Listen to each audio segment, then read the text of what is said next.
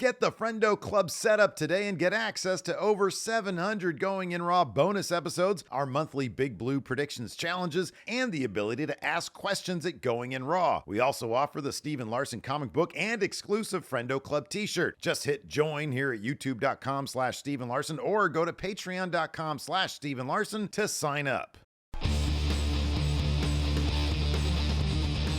Hey, friendo, Steve here. And Larson. And welcome back to Going In Raw. It's time for another episode of Your Hot Takes. We're going to react to what you guys have to say about the current state of pro wrestling and pro wrestling past. Of course, everybody's talking about Big Jey Uso, main event Jey Uso. I guess not big. That's Big Jim Uso. Yeah, that's him, Jim Uso. Yeah. Him, Jim Uso. We're talking about main event Jey Uso.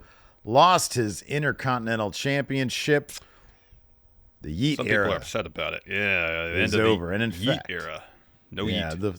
Our first hot take here comes from the Rudiment 728, who dropped an entire novel on us, which we're not going to read, but we'll read the first two sentences. He says, Jey shouldn't have dropped the title this quickly, and continues, the reality is there was no plan for main event Jey Uso other than forcing him back into the Bloodline, even despite Jey being one of the most over guys in the company. Yeah, Larson, I know what your question is. Have at it.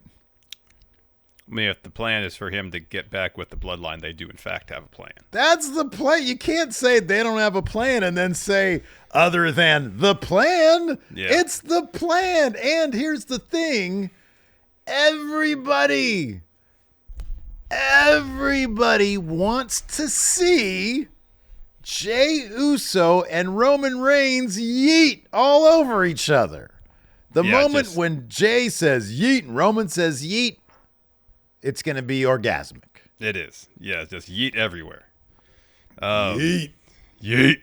So, like, we just recorded a Raw recap earlier today. We went over this a bit. Is how the finish to the Raw main event this week, how that went down, the most interesting way to get the title off Jey or to keep the title on Jey, is another route they could have gone, is the most interesting path from a creative standpoint. At this juncture, maybe not. We don't know where it's going, though. I'll say that.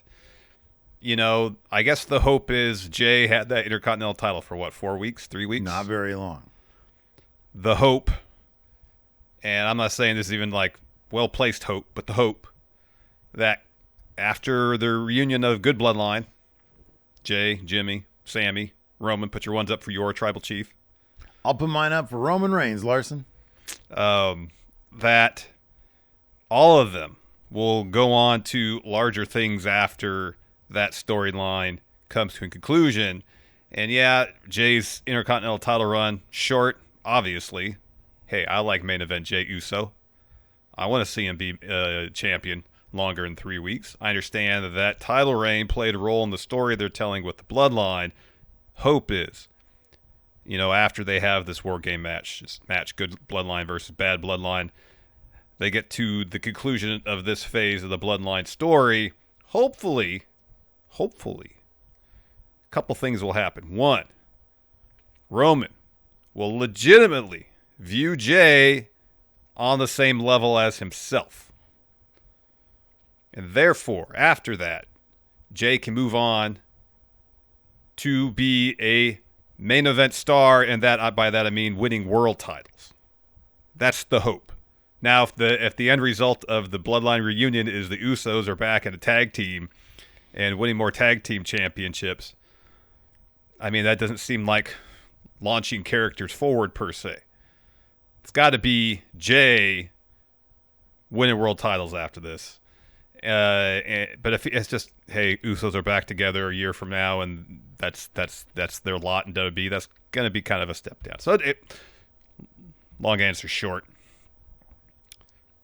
You got to let us see how it plays out, essentially. And I feel like WWE has earned the benefit of the doubt at this point. I'll be honest, I would be shocked if they got back together as a full-time tag team. One of the other things that the Rudiment here says is Jey will likely never touch a singles title again. We don't know that. I would be so much more if I had to put money on it. As to, it's like, what would you put money on? The Usos being a full-time tag team again, or Jey Uso going back to Raw and still being one of the most popular, coming out of like one of the hottest or the hottest angle probably of the year, this bloodline stuff. Jey Uso looks to be an even bigger deal, like you said. That's ideally what they're trying to do here, selling more merch as a singles guy. And yeah, eventually getting his hands not on the Intercontinental Championship, but on the World Championship. They have done such a phenomenal job establishing him as his own guy, probably better than anybody that I can think of, given that his history is with the tag team that was so, I mean, the task of taking two dudes who look exactly like each other, for the most part, and they are twins, right? They are. I remember there's a New Day podcast. Like, wait a second, what was the conclusion at that point? Twins. Yeah, they're not identical twins, but they're twins. Right, but they do look very, very similar. So much so that it was been referenced a million times. Which one's which doesn't matter. They've been able to take a guy who nobody could tell one from the other, barring looking at their tattoos, which we used to do. And a tag team that was together for 8 years or whatever. Oh, forever, yeah. The winningest tag team of all time, joined at the hips, basically. And separate them so much so that now I could easily tell one from the other. They are distinct and separate personalities. And Jey is one of the most popular guys, maybe the most popular guy on the roster. I can't see any world in which they wouldn't capitalize on that. That seems foolish. I think it'd be more along the lines of when DX got together, like in 2006 or whatever. The Usos might get back together for, some stories here and there. But Jey Uso should absolutely, and I think will continue on a solo run post whatever this bloodline situation is. And in a sense, that would have maybe it would have been more interesting and fulfilling in that respect if the finish the match on Raw was Bloodline interferes, Jimmy comes out and fends them off so Jey can win again. Then you get the idea, all right, we would like your help in fending off bad Bloodline, but it's not going to come at the expense of what you're doing individually. You could have hammered home that story point right away. I would have preferred that way. To be honest, look, I agree. I think that Jey should have kept his Intercontinental Championship. I understand that this is a story beat that kind of adheres to certain pro wrestling tropes. But, yeah, I do think that he should have kept the title. That being said, I'm not a doomsday guy on this. No. Next up, True World Order says Triple H's hot take. Triple H's long-term storytelling has totally diminished the value of all WWE's titles. The characters were lifting up the belts, unlike past eras where the character and the titles were equals. Characters are lifting up. So is the idea that the titles themselves are not prestigious? It's all dependent on who's carrying them? Is that the idea? Okay, so there's two philosophies. The title makes the man makes the title. Or I should say the wrestler. The performer makes the title. Yes. The performer, yeah. So the person makes the title of the title. Putting a title on somebody to make that person into a bigger deal, I feel like kind of has a bad track record. It's not a great track record. No. Vince used to do that all the time. Yeah. Not saying it hasn't worked, but they need to, creative and the performer needs to put in the work for the title. And I think that, so here's the funny thing. If True World Order here is saying the characters are lifting up the titles, isn't that how it should be? The character gets themselves to the point where the title feels inevitable, and they make the title more prestigious. But that sort of doesn't vibe with the first sentence here. Triple H's long-term storytelling has diminished the value. Okay, is he talking about title, even within the story, titles as props? I'm thinking of Judgment Day. They've got the tag titles, and those titles are doing nothing, but the Judgment Day are a prominent part of Monday Night Raw. If that's what he's talking about here, and maybe to a degree the Bloodline, although I know they've done more with the tag titles there. Yeah. Jade and Bianca, who aren't really too involved. They're sort of on the periphery of the contenders being involved. You know, and maybe here's another way to interpret this question. That a lot of title feuds don't necessarily center around the title. They center around the personal beef between the individuals competing for said title. Yeah, okay. And I don't know if that's what the point of this question is. Well, let's take it title by title. Sure. The traditionally known as the secondary title, the Raw title, the World Heavyweight title. Prior to Triple H introducing that title, it was kind of, to a degree, alternating, like which title was more important. You know, when Brock held the Universal title, him and Roman were main eventing for the Universal title. Yeah. That was a bigger deal. You had, similarly, Bray Wyatt and Randy Orton feuding in the mid card for the WWE title when that was on SmackDown. So I'll put it this way. The Gunther title right now, as if you want to consider it the secondary title, because it doesn't, if put up against Cody Rhodes, probably doesn't main event. Although Bash at Berlin. What did Cody do at Bash at Berlin? Was he in a tag match? Was he in a tag match? Or was that a Bad Blood? Oh, that was let me double check. God, that wasn't that long ago. It was 2 months ago, a month and a half ago. I don't remember what happened. Oh, yeah, I know. No, Cody defended against Kevin Owens. That's right. Where did that happen in the Open card? the show. Open the show. Gunther main event. Well, they were in Berlin. Maybe a special situation. But I don't know. I feel like those two titles are on par with each other. I think there's a good chance that even if it's by distraction, I think it will be distraction if it happens. Gunther beats Cody at Crown Jewel. Yeah, I think so. We all know that Triple H loves Gunther. He loves Cody. Those titles are kind of on par with each other. If Roman wants the big title, so the Cody title is, all things being equal, going to main event. But and they still call the Cody title the Undisputed Championship. Yeah, which is silly. It's really silly. That being said, that secondary title oftentimes was really considered secondary under Vince McMahon. Yeah. So I feel like that title, that concept title, has been elevated anyways. I think the same can be said for both the women's titles at this point. The tag titles, Triple H has a lot of work to do with that. Yeah. The Intercontinental and the United States Championships have both been severely elevated under Triple H as opposed to Vince. The Intercontinental Championship was not defended for a period of like 14, 13 months, something like that, for a long time between like 2021, 2022, something or 2022 and 2023, up until Gunther had it. So, I disagree with the premise of this question. I really do. Or it's not a question, it's a hot take. I disagree. Yeah. No, I mean, I guess it's kind of unclear what exactly the premise of question is, or sorry, hot take is in totality, but if it's the idea that the idea that performers on our TV screens don't value the titles, I don't think that's the case. I think when people are going after championships, they're striving to win titles, on absolutely. TV. Those are still the top prizes in their respective divisions. So I don't think in that sense they're necessarily diminished. Now, from the creative standpoint, are they featured as prominently as they should be, all of the tag titles? Absolutely not.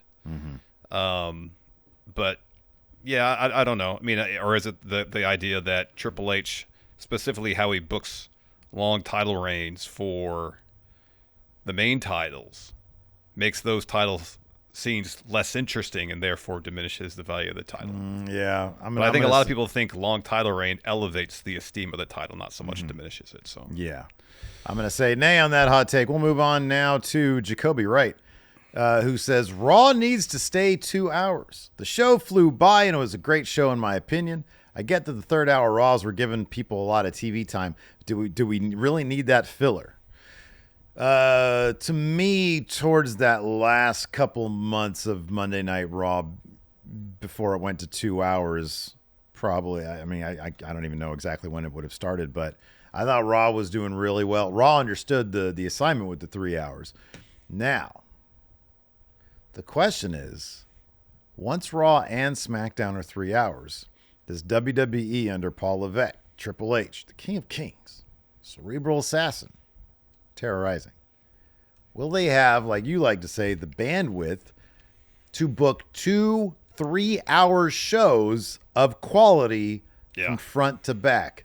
An unknown, and I imagine like every other phase, era, whatever, it'll have its ups and downs. And sometimes SmackDown is going to be a chore to get through and Raw will be a chore to get through. Ideally, they'll have the bandwidth. They'll come up with a good template for that really works. But I'll be honest, I kind of miss the 3-hour Raws. I think lately they've been pretty good. And the shorter ones feel kind of diminished a little bit. So, I kind of miss the 3-hour Raw. I think it worked. I think also the advent of the newest iteration to 2-hour Raws kind of coincided with the wrapping up of certain storylines. I'm talking about Drew and Punk. To a certain extent, they've culminated the first phase of the Terror Twins Judgment Day feud. So a couple of the main stories that were really carrying Raw through the 3-hour era came to an end. And so from a creative standpoint, just Raw didn't have the same drama that it did for the months prior. And less than how long it lasts is, can they fill whatever, time frame, 2, 3 hours, 10 hours, whatever, with enough interesting stuff to make it entertaining and involving. That's more the issue for me. The longest time when Raw was 3 hours, the issue wasn't the length by itself, is that the show wasn't good enough to sustain my attention for 3 hours. And so the 3 hours felt like 5 hours. And it's entirely possible that what we're saying right now, a lot of blow-offs happened right prior to Raw going 2 hours, might have resulted in some really arduous 3-hour Raws if they were around right now. Entirely possible. I appreciate the third hour because it does give more time for more people to get on TV, for more stories to be told. And, sometimes those stories might be pitched, they might be implemented, and they might take off. Mm-hmm. They might get the crowd invested in it. And if some of those stories are going by the wayside to accommodate the 2-hour Raw, that's a bummer. Yeah. Because we're not going to see those performers on TV in quite so prominent roles. Yeah. The worry about the 2-hour Raw is they're going to focus strictly on what they determine are the top stories they want to tell right now. Mm-hmm. And everything else is going to have to scratch and claw to try to get any measure of TV time. And that's a bummer. It's a bummer. Yeah. I don't disagree with that. When Raw wasn't good, I did not enjoy the 3-hour format. But when Raw is entertaining, I don't mind it at all. Yeah, and it is, if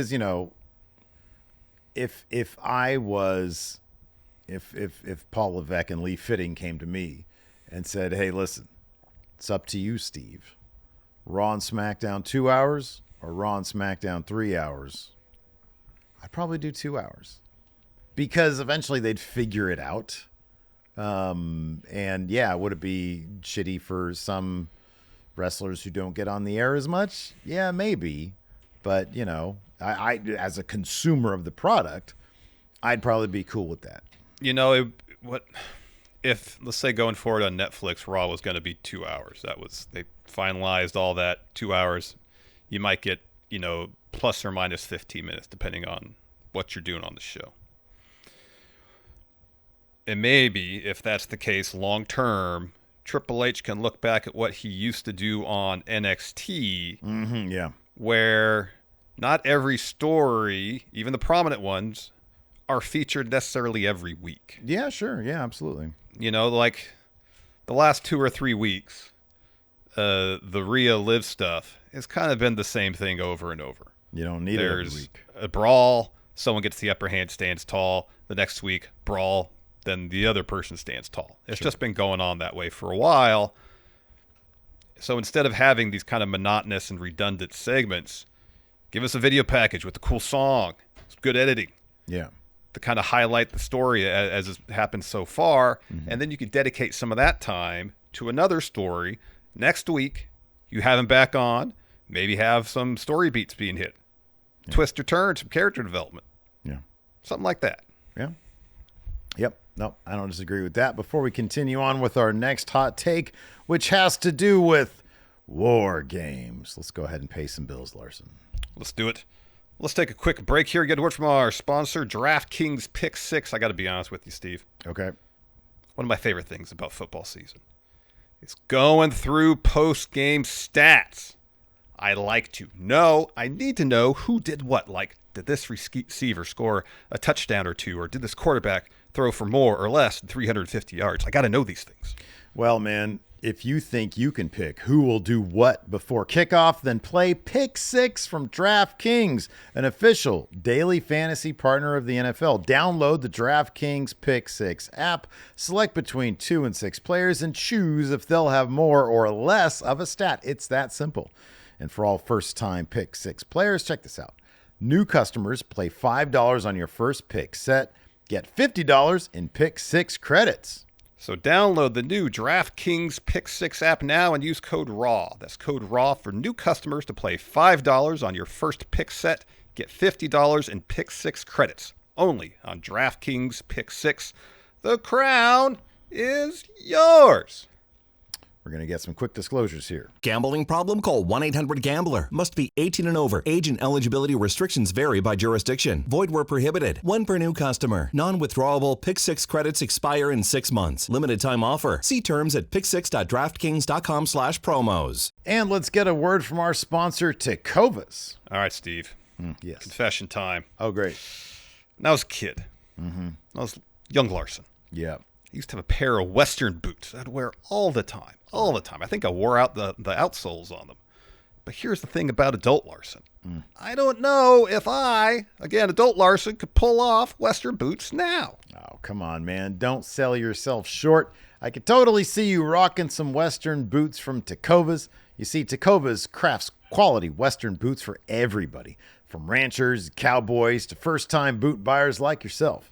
Every one of Tecovas boots are handcrafted with over 200 steps for broken-in comfort, and the ratings for Tecovas are off the charts, man. For example, Esquire says, quote, "There's a reason we keep coming back to Tecovas." Reviewer after reviewer mentions that they fit great, they're super comfortable, and they're easy to put on. They're going to feel right out of the box. Plus, with Tecovas Best in the West guarantee, you get free returns and exchanges for 30 days. Sounds like I owe it to my feet to pull on a pair of Tecovas. Right now, get 10% off at tecovas.com/raw when you sign up for email and texts. That's 10% off at tecovas.com/raw. tecovas.com/raw. See site for details. Tecovas. Point your toes west. All right, next up from Darius the Great. He says, War Games has lost its luster and should be detached from Survivor Series. Have it go away for a while like Hell in a Cell and only come back when the feud story truly needs it.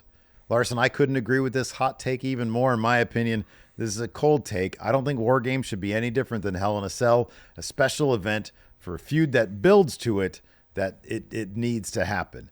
Right now, we have no idea what the women's War Games match is going to be. Kind of feels like they're just sort of throwing a lot of stuff together. Some of it might not make a whole lot of sense.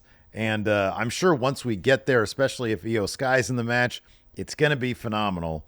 That being said, if you really want some killer feuds that build to a War Games match organically, I think there's a better way to do that than just every November is War Games. On top of that, something be said for those fun 5-on-5 elimination matches they used to have at Survivor Series. Oh, you can't be serious about that, Steve. Or Brand Warfare. Some of those 5-on-5s are fun. I mean, Team like Authority, when- remember that one? Yeah, when Dolph was the sole survivor, that was fun. John Cena burying the Nexus, that was awesome. That didn't happen at Survivor Series. That was SummerSlam, Steve. Yeah, that right. No, I don't disagree with this. I don't disagree with you. I think War Games should be like Hell in a Cell or any other stipulation match. It should only be implemented when the story calls for it, not necessarily a date circled on the calendar every November, every year. That being said, I wonder if part of the reason they do it, well, there's two, is they want to skip a potential title defense on the road to WrestleMania and have one, if not both of their top champions involved in this War Game match. So from a creative standpoint, it buys them time between title defenses. That might be advantageous for them. Also, they have to adjust the arena layout to accommodate the second ring and the cage. I imagine there'll have to be some pre-planning involved in that, and not to say, hey, we got a really good feud brewing right now.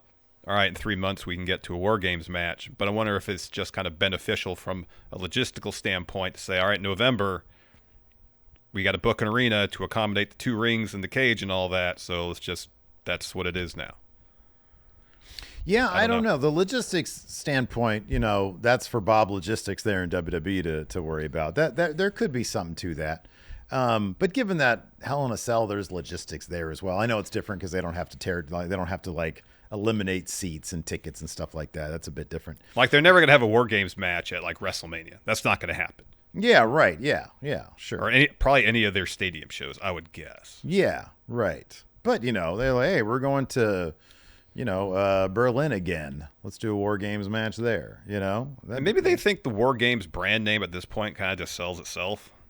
Yeah. Maybe. That could be. No, I love the idea. I like the idea of keeping it or not necessarily needing it for Survivor Series. Mm-hmm. I think this year, the Bloodline stuff makes a ton of sense. It sort of lines up. It does. But yeah, I don't know. So power rank the 3 type of Survivor Series situations. You got brand v brand, War Games now, and of course traditional elimination. I think you got to include, because this is the first Elimination Chamber was at Survivor Series, and I think the idea of Elimination Chamber being involved with Survivor Series is actually, that would be my top pick, because I think that particular stipulation just really works well with the whole Survivor Series name. Yeah, last Survivor Elimination Chamber. I agree with that. No, I think so. That's your number one. Yeah, I think Chamber would be, and again, not an annual thing per se when it calls for it. Maybe it's a situation where Survivor Series is the annual pay-per-view event where they kind of rotate through some of these stipulations. Mm-hmm. Yeah. Okay. Because as cool as good Bloodline versus bad Bloodline in War Games would be, imagine if it was an elimination Survivor Series match. Even more exciting. You have 6 people, though? No, the number of participants is varied. Sometimes it's 5, sometimes it's 6. What, Elimination Chamber? No, sorry. Traditional Survivor Series matches. Oh, yeah, that'd be awesome. Yeah. Because they're elimination tag matches. You got to be the sole great. Survivor. Yeah, no, I put that number 1. Traditional Survivor Series, number 1. You got all these factions nowadays. And then you can put some thrown together factions too. Gets everybody involved. No, my top is brand warfare. I loved and here's the thing. That's the thing that they really shouldn't do every year either. Mm-mm. It's why they shouldn't do the draft every year unless you're going to be drafting people from NXT. But I love, dude, the 2016 or whatever year it was when it was like, oh man, this is cool. And then 2019 when they did all 3 brands, that was awesome too. So I don't know. Maybe it's like 1 year you do War Games, the next year you do brand versus brand, the next year you do traditional, and then 1 year you do Elimination Chamber. Although I kind of like the Elimination pay-per-view. I kind of think that's that's. I mean, it's kind of been established as whoever doesn't win the Rumbles, and then that's how you determine number 1 contenders to the other titles at WrestleMania. I like that. It's like the shitty stepchild of the Royal Rumble. Yeah, absolutely. Yeah. George here says NXT isn't just more entertaining than AEW right now, it's better than Raw and SmackDown. Wow. Scoff from Steve. Yeah, no, my only response to that is so I was thinking about this. So in terms of a relatively entertaining, breezy wrestling program with some good matches, NXT is a solid watch.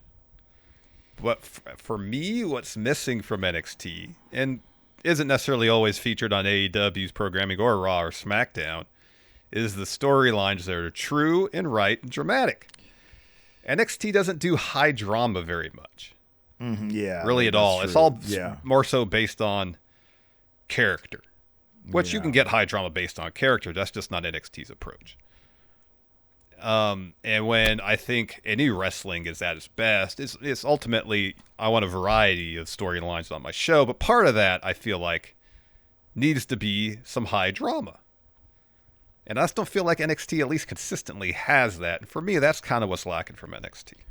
So for me, the thing that's lacking from NXT, because I don't disagree with that, And I think, and that's definitely one of the things. But I think that one thing that goes hand in hand with that is characters that I cannot turn the channel from.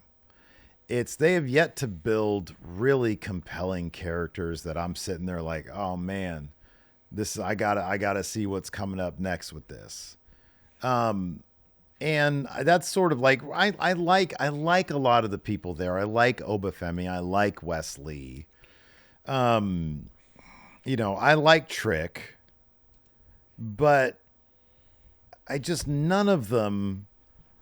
And I think, honestly, it goes hand in hand with what you're saying. Sometimes really awesome stories can make the characters more compelling, but like they haven't really done that. All the stories are kind of like mid-level, they're just not all that compelling. I don't think there's been anything much compelling since Trick Mello, probably.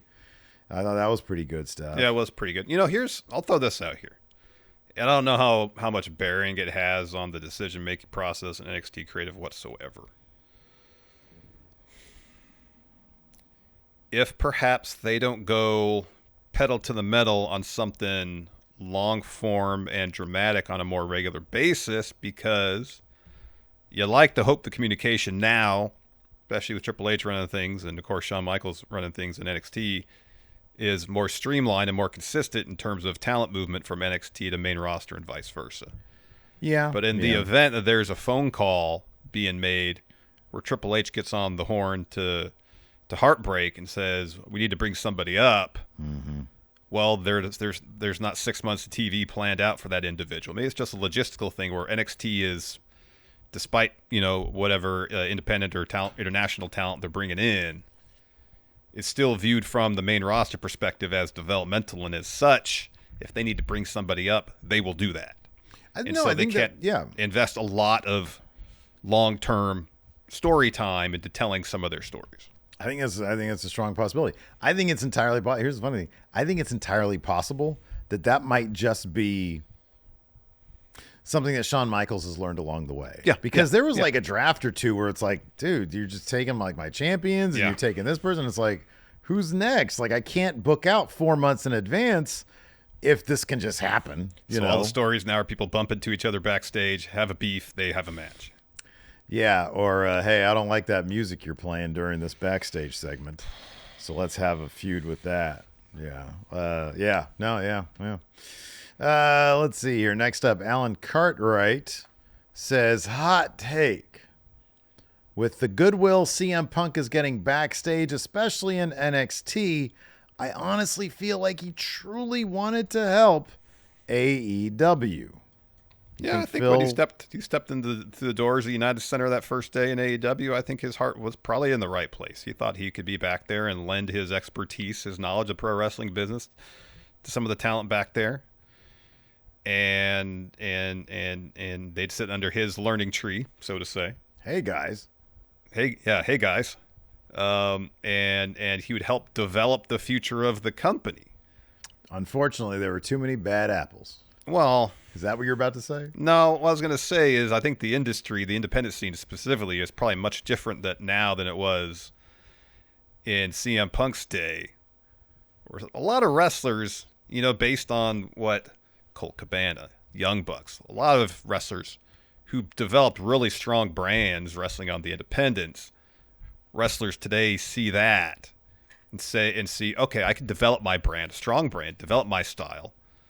Build a brand for myself, gain a following, and be pretty successful at it without having to go through the WWE way of doing things. And if Punk's coming in there, it's like, no, you have to do things this way. And a lot of people are, if he's saying that especially, unsolicited. And a lot of people are like, well, I'm here. I got a good contract. I've been successful. I'm getting TV time, involved in stories. I mean, I didn't ask for dude's advice. Sure, you can give it, but that doesn't mean I'm going to follow it. It's just butting heads. I think it just kind of happened. I don't know if anybody's necessarily to blame. It's just one of those things. Yeah, dude, I don't know, man. I don't know what was going on back there. I like that you said something, that you had a phrase there. You said strong brands. That should be our wrestling camp. Strong brand wrestling. We'll change Action Coast to strong brand wrestling. Strong brand wrestling. All right. SBW. Everybody knows you come here, you're going to leave with a strong brand. There we go. Right? See? That's a great selling point. It is. Absolutely. Yeah, I don't know. I don't know what happened there. I think there's something to be said about your point in that there were like several different reports over the last 5 years of various people kind of giving the indication that there were people there that weren't really interested in taking advice or sitting under the learning tree, if you will. A lot of different personalities, and you got to think that something about the structure with Tony Khan at top there in AEW might have just caused a personality conflict. It's weird listening to a guy like Hangman Adam Page talk in interviews and whatnot and be like, oh, this guy, it just seems like personality clashes, you know? Because it's like, what brings that guy to the point of going off script on national television, and I'm not saying anybody's in the right or wrong or whatever. I'm just saying that it obviously in the end, it wasn't a good fit, and maybe there were good intentions. But yeah, I don't know. A lot of people also were like, man, you got CM Punk available to use that guy. Yeah. I understand, I understand that perspective too. I do. You gotta think that as well. So I don't know. I don't know what happened there. I'm not gonna claim to know. No, I'm not either. What CM Punk, what's in his heart, what he wanted to do. If he took issue with people saying, "Hey, thanks, but no thanks," I have no idea. But it's a shame it went down the way it did because I wanted to know who was going to end up as the actual real world's champion, Larson. You were so invested in that story. Yeah, absolutely, I was. Justin here. This is interesting. This is a really hot take. Vince Russo was good for business, bro.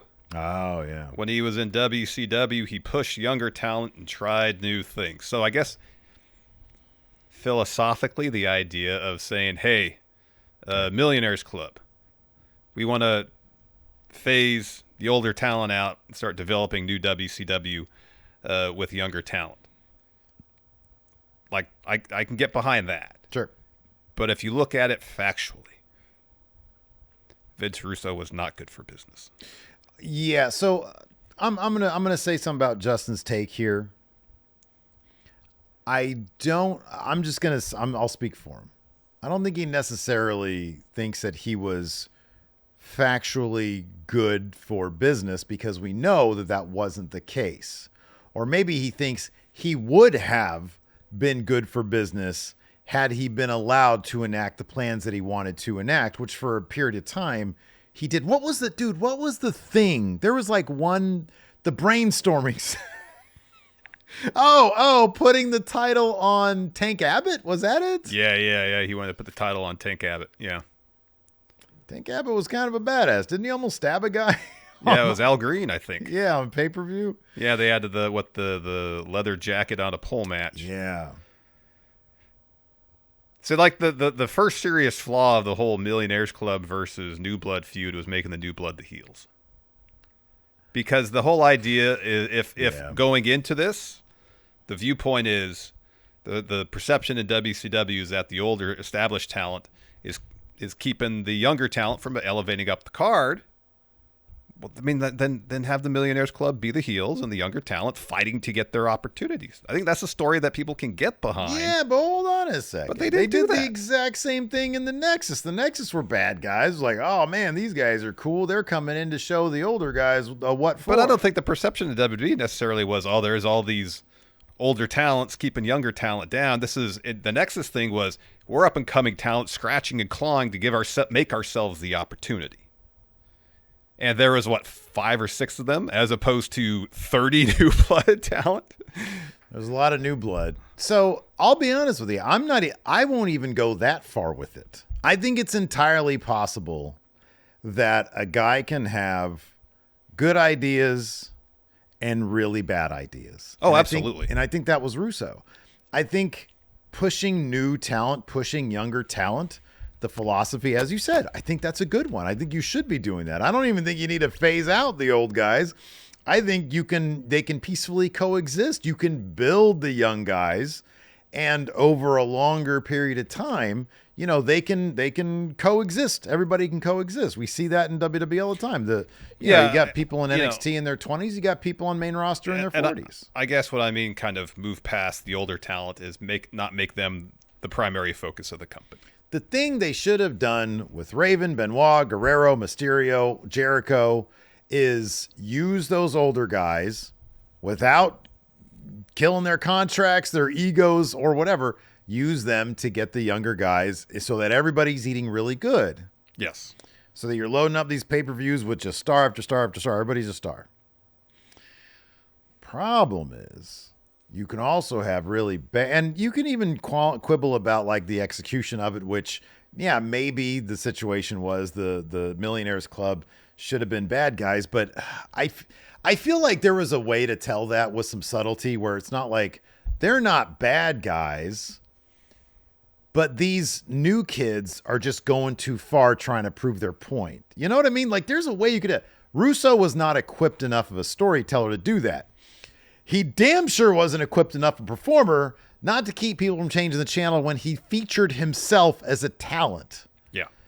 That, to me, personally, as a fan, oh my God, I didn't want to see this guy on my television. I was curious. It was like, oh, well, wait a second. The guy who was behind allegedly, some of the more interesting ideas of the Attitude Era, pushing the envelope, sure, bring him to WCW. Maybe there's going to be some cool stories. Maybe we'll get a Survivor Series 98. And it just, it turned into just this, everybody's doing this meta fucking dirt sheet, too cool for school, inside references. Everything's a shoot work. Shane Douglas is part of the New Blood. What do you do? This dude was in WCW in like 1991. Yeah, 10 How years was he ago, New Blood? He was in WCW. I know, it doesn't make any sense.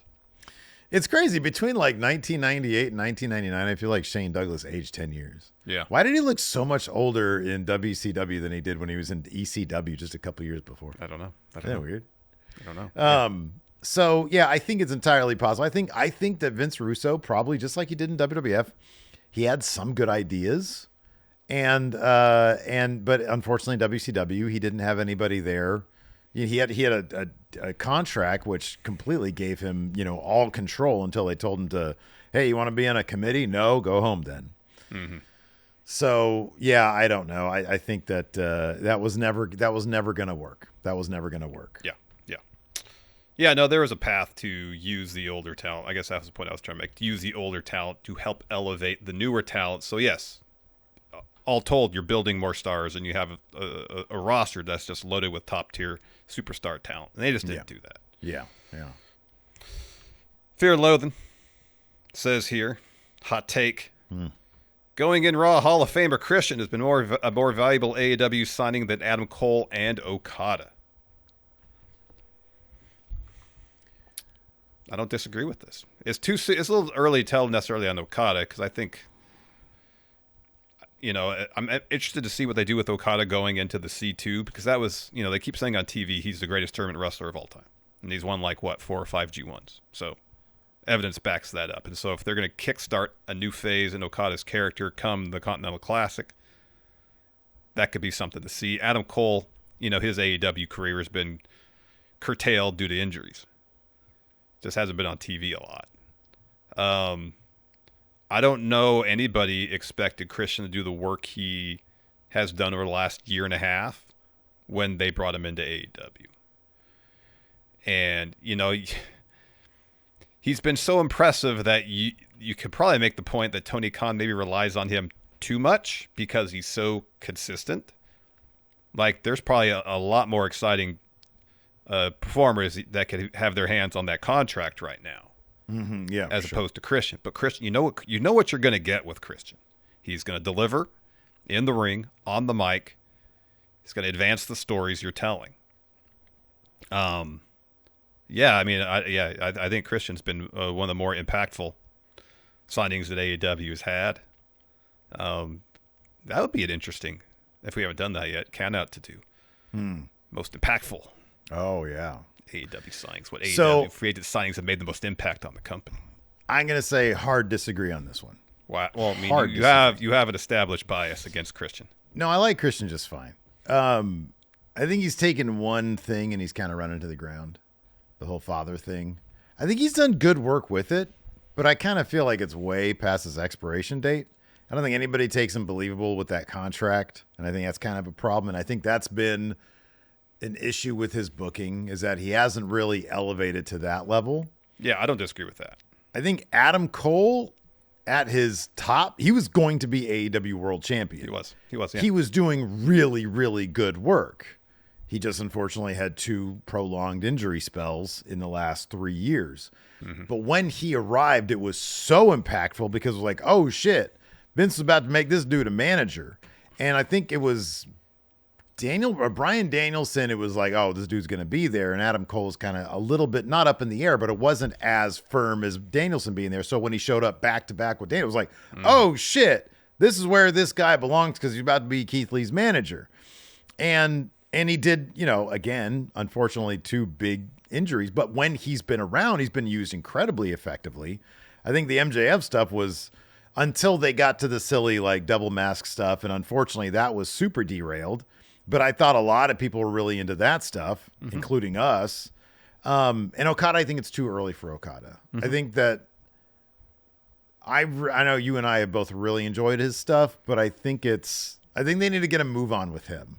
I think they need to, and I think you're right. With the C2 coming up, I think we're going to really see the impact of Okada. But I think it's been a little too early for that. Look, if you want to say who's been more impactful so far, Christian or Okada, Christian 1,000%, 1,000,000%, absolutely. Adam Cole, I gotta. So I'll say this: if we're judging this from expectation to delivery, that's a different story. Yeah, I think the expectation with Christian is, you have a veteran. He'll help out the young guys, help them develop backstage. He'll be used to help get talent over, be involved in an occasional good storyline. But I don't think anybody expected him to have that stretch, 6-8 months ago, a year ago, when just week after week, it was the start of the patriarchy stuff. And, when he was first doing that stuff, like there was like segment after segment that was just like, oh my gosh. He really outperformed good. Expectations for sure. Yeah. Yeah. I guess if you're basing it somewhat on that in terms of the value proposition of bringing somebody in, someone who's exceeded expectations. I don't know of anybody that AEW signed that has exceeded expectations to the degree of Christian. Yeah. I'd have to think about it.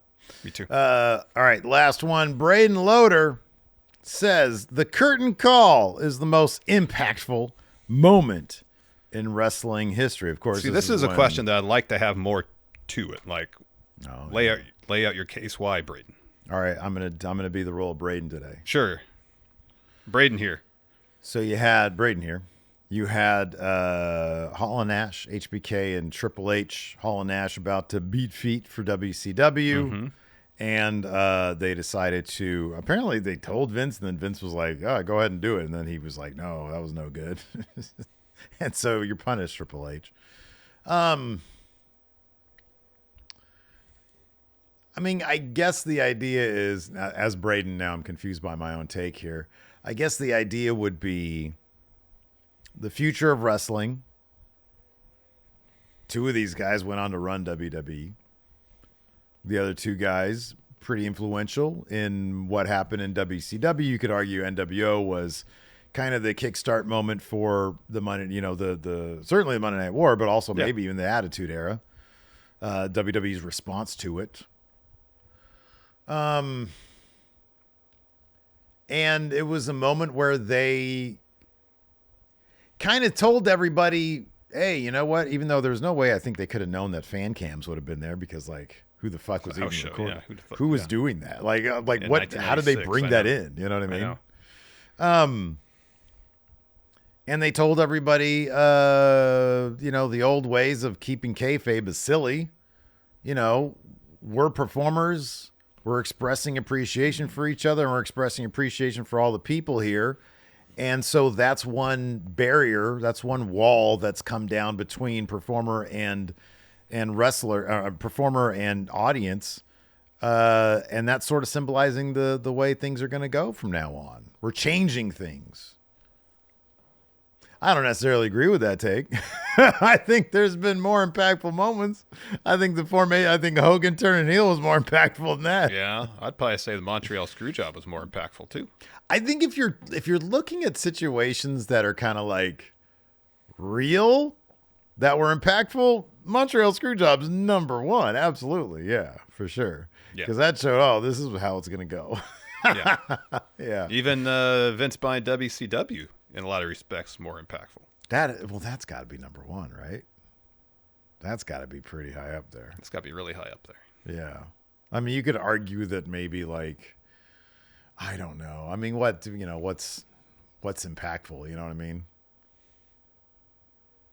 You know, it wasn't Vince's promo saying, good guys, bad guys. We're not going to insult your intelligence anymore. Whatever he said. That was more of like a mission statement. I don't know how impactful that was because it depended on follow through. If he hadn't followed I was totally joking with that. Oh, that was a silly moment. That was really like silly. You don't need to spell this shit out. No, hey, why don't you just put cool shit on the screen?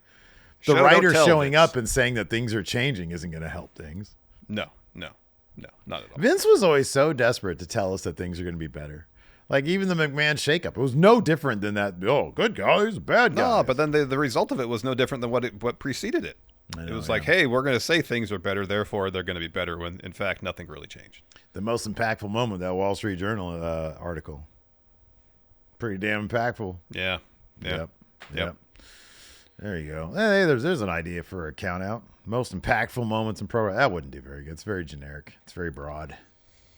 Yeah, I guess it'd have to be, I don't know, to think of a better title, I guess. Yeah. Most violently impactful moments in pro is like what? Seismic, earth, big reality altering. What? Biggest business transactions in wrestling history.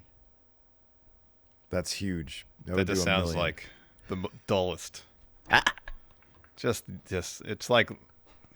I'm gonna read this paperwork for a mortgage. That's what it sounds like. When I throw you something and you have to take a beat to be like, is this guy serious or can I clown him? Because if he's serious, I don't want to hurt his feelings.